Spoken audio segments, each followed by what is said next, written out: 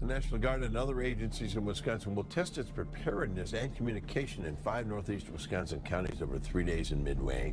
The exercise, called Dark Sky, will simulate a long-term mass power outage. What happens if my power would be out for 24, 48, 72 hours, or maybe 37 days? That includes responders from federal, state, and local levels, encompassing private utility groups, the FBI, and fire departments. The what ifs is what we're trying to do, is fill in those spots for the what ifs. It'll be all hands on deck here in Omro with the police, fire department, and the Red Cross taking part in the exercise Dark Sky. The training kicks off on May 15th and lasts for 3 days. Different counties have different roles, with Dane County serving as a communicator in between. One way to get at America, and an easy way, quite frankly, is through an EMP attack, an electromagnetic pulse attack. Consider every major city in America, how does it get its water supply? Consider that every major city in America, its average food supply on hand is 21 to 28 days. Consider, where do we get our medication? Consider what happens in nursing homes and hospitals. What happens to our transportation grid? Anything driven that, well, most of them have computers in them, they're all gone. An electromagnetic pulse that can cripple everything from stoplights to computers to the defense grid.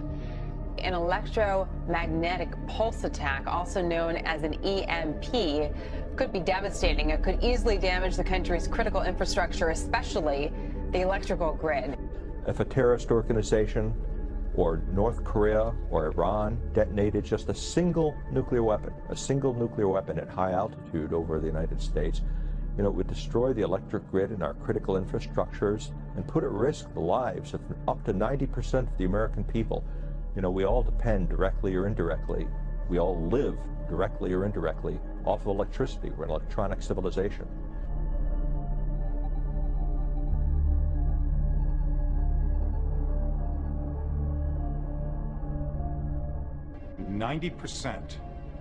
Let me repeat that, 90% of all Americans will die within 12 to 18 months after an EMP event.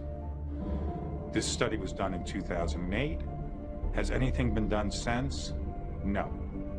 If it sounds far-fetched, consider that last July, a steamer owned by Iran's ally, North Korea, was found in Panama hiding nuclear-capable SA-2 missiles under 10,000 tons of sugar. Experts believe Russia has given EMP technology to North Korea. In our highly connected, just-in-time, efficient technological civilization, to cause chaos that could cause tens of millions of Americans to die before it's sorted out. Tens of millions? Tens of millions. Because if you have no electric power for 6 months to a year, you have no food delivery, you have no gasoline, you have no water. You think about that, it's pretty bad. Well, that's a horrifying possibility. How are we protecting against that happening? We're not.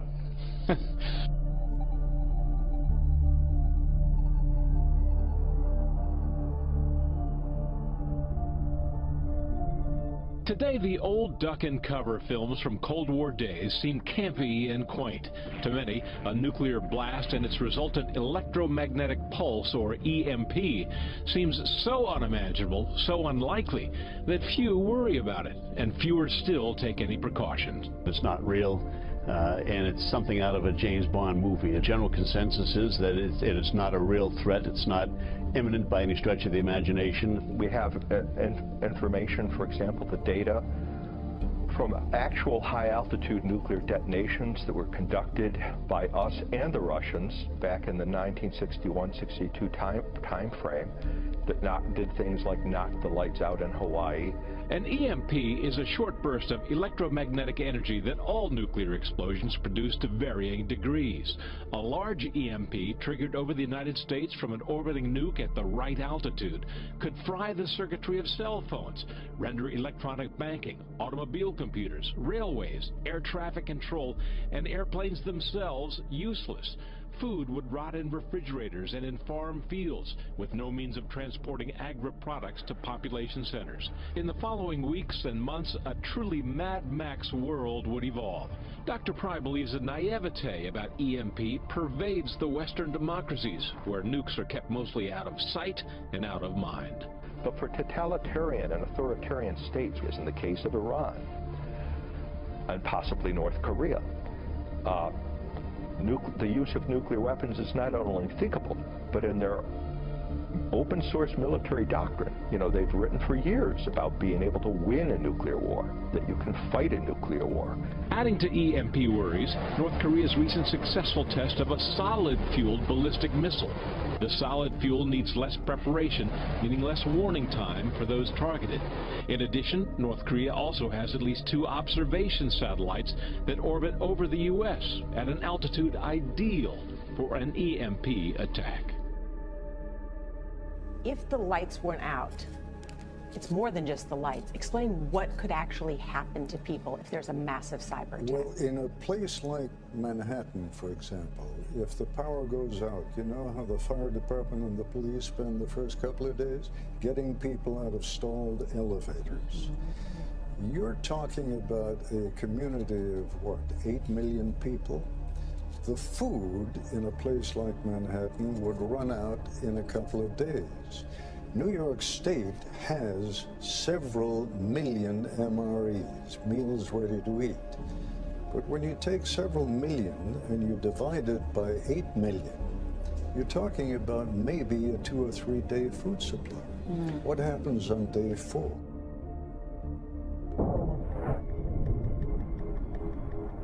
If someone exploded a high-altitude nuclear weapon over the United States, the electromagnetic pulse would affect all the electronics within line of sight of that burst. Were the blast to occur high enough, the entire continental United States would be left with no electric power or the things that depend on electric power.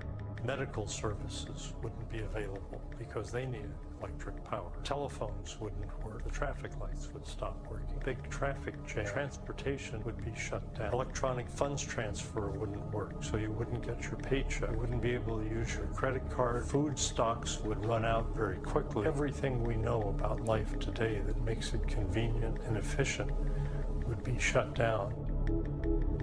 The day after an EMP attack, the configuration of the country would be more like that around 1800. The problem is that the country had a very small population at that time compared to the 300 million people who live here today. There would be a real challenge to keeping our population even alive, much less strong and viable after a high-altitude EMP event. 6-4 Mike, affirmative. Left turn on 742.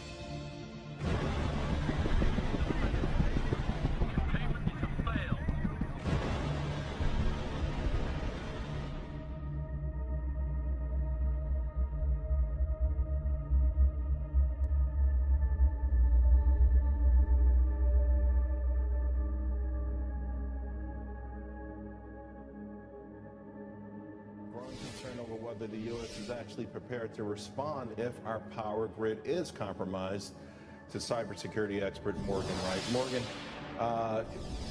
ironically, I think where I read is that one of the good things we have going for us is our grid is so old, it might be, it might not be smart enough to be compromised. Yeah, look, all you have to do, Charles, is watch a natural disaster and you'll see that our power grid is still fragile. We're doing a lot better at protecting it, but that's the problem. You know, it's kind of the analogy of saying, well, I can go 2 rounds with Mike Tyson back in the day. Yeah, well, you still can't go 15. We've got to be able to go that full 15 rounds and survive a direct attack. Look, Russia's been using Ukraine as their punching bag for a lot of years, so our lessons we need to learn are watching what they're doing in Ukraine right now. Yeah, I remember it wasn't long ago when we had a major power outage in the Northeast that was caused by a small incident in Canada. So it stands to reason we're extraordinarily vulnerable, and we've been vulnerable for a long time. Why don't we fix this? Look, you know, if you look at the patchwork that is called the energy grid, I mean, it is a collection of a lot of different things, a lot of different power stations, a lot of different technologies. They're transitioning, trying to make things more network oriented, trying to beef up their cybersecurity, but that brings its own problems because now we're trying to connect older systems to network technology, and that's one of the flaws that they took advantage of in the Ukraine attack. They attacked these cables that connected the power systems to the computer networks and physically damaged them. So yeah, there's a lot of work we still have to do on this, Charles, but the biggest thing you're talking about is that recovery piece. We know we're going to get attacked. The question is, how fast can we reconstitute and recover our energy? Because if you want to go after a nation, as Deidre was saying that other thing, it's the maximum war. Go after their power, go after their water, and